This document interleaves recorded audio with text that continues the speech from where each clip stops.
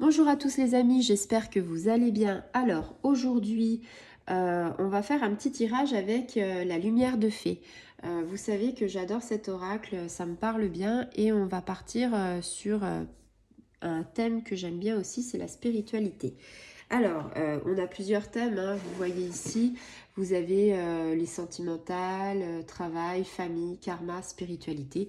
Moi, aujourd'hui, j'ai choisi en fait de faire le thème de la spiritualité en vidéo. Alors, petit tirage pour voir un petit peu où on en est par rapport à notre spiritualité. Et puis, on va essayer de décortiquer un petit peu ce qui tombe pour voir les énergies de cette semaine. Allez, on est parti. Alors, il y a très peu de cartes, hein. C'est vrai que des fois, il faut aller chercher la carte en la prenant soi-même parce que en attendant que des fois une carte tombe et se retourne, c'est des fois compliqué. Allez, mais on va faire confiance à l'univers et puis à nos anges, à nos guides et on va voir si on a une carte en fait qui veut bien se défausser, qui veut bien tomber.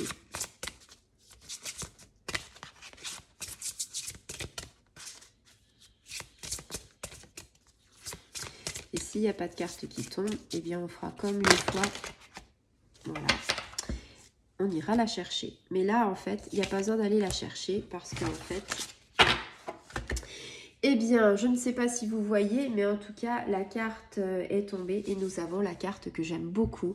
C'est une carte de méditation. La méditation, ça me parle forcément hein, parce que je fais énormément de méditation, je fais énormément de sophrologie. Donc là, en fait, cette petite fée qui est sur son galet et qui a la fleur de lotus avec des ailes, elle est juste magnifique. Ici, c'est une carte en fait qui invite à la méditation. On te dit qu'il faut carrément faire une pause. Donc après, une pause aujourd'hui, ce serait bien, mais une pause dans la semaine quand on a le temps.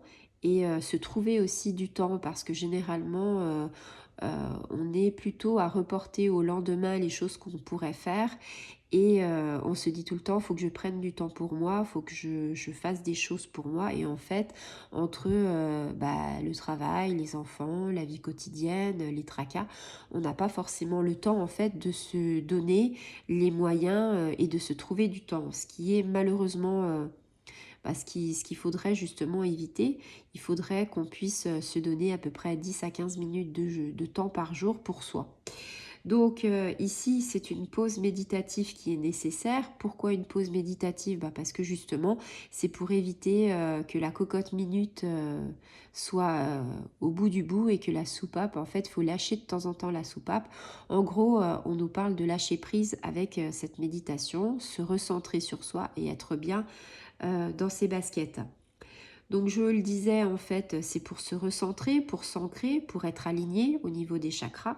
Et puis, c'est pour retrouver aussi une sérénité par rapport à nous-mêmes, c'est-à-dire on est aligné, on a envie de vibrer haut. Donc qui dit vibrer haut, dit avoir de la paix intérieure, de se retrouver avec son enfant intérieur et donc d'avoir une certaine sérénité.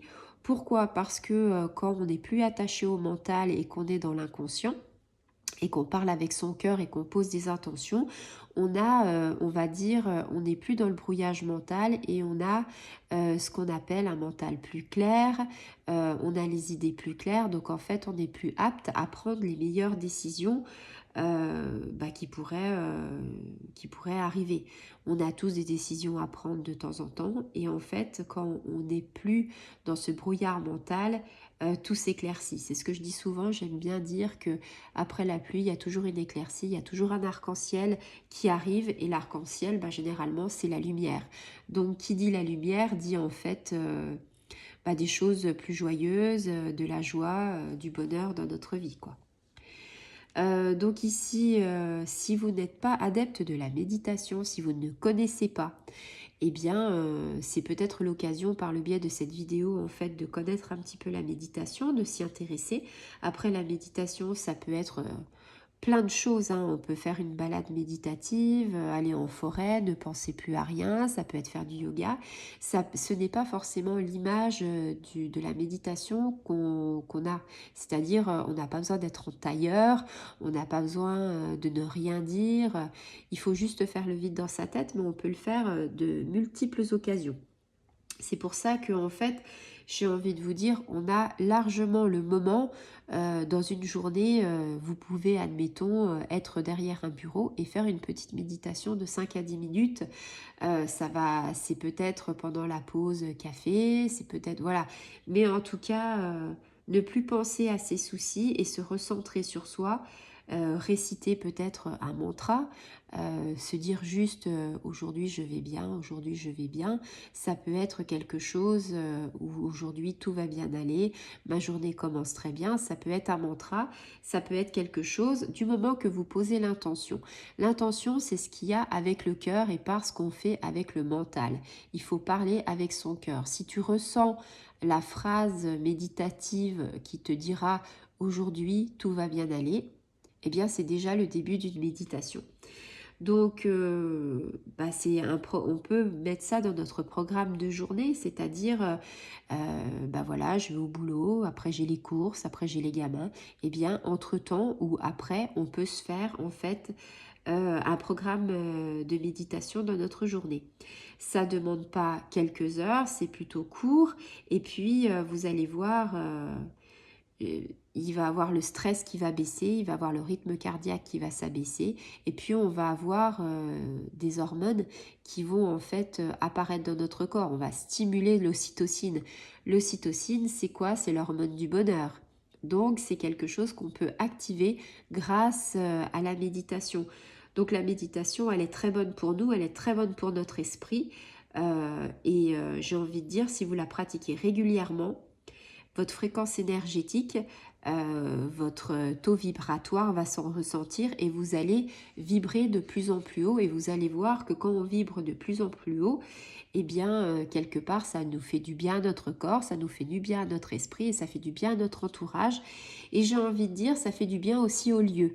Alors, le lieu, là où vous êtes, que ce soit au boulot ou que ce soit à la maison, pensez justement un petit peu comment dire, faire un petit nettoyage énergétique. Donc sur votre bureau, hein, vous pouvez mettre une labradorite, ou vous pouvez mettre des petites pierres ou quelque chose. C'est pas forcément d'avoir quelque chose de voyant.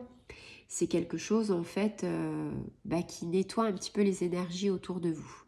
Donc voilà, donc ici on est vraiment dans l'apaisement du mental, on est dans l'ancrage par rapport à soi. On est dans le rééquilibrage de nos énergies, dans la paix intérieure et bien sûr remplir son corps de lumière, ce qui est très important. Voilà, j'espère que cette petite vidéo sur la spiritualité vous aura apporté quelques réponses et j'espère